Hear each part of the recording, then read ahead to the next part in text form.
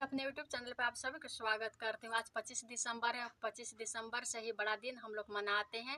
सब लोग खुश रहते हैं और हम लोग एक दूसरे का सपोर्ट करेंगे, साथ रहेंगे, तभी हम आगे बढ़ सकते हैं। एक भजन सुनाने जा रही हूँ, बहुत प्यारा भजन है। प्लीज़ भजन सुनकर मेरे चैनल को सब्सक्राइब कीजिएगा। मैं सुनाने जा रही हूँ। चल राजा काशी बनारस आइल नया साल, चल राजा काशी बनारस आइल नया साल, कर ली हब गुरु दर्शनिया, जीवन होई सफलवा, कर ली हब गुरु दर्शनिया, होई जीवन सफलवा।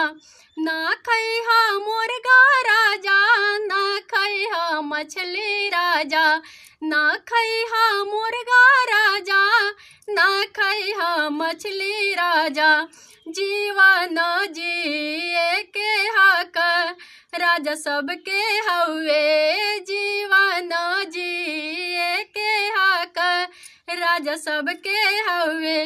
मिलजुली खुशियाँ बाटवे आइल नया साल राजा, मिलजुली खुशियाँ बाटवे आइल नया साल राजा।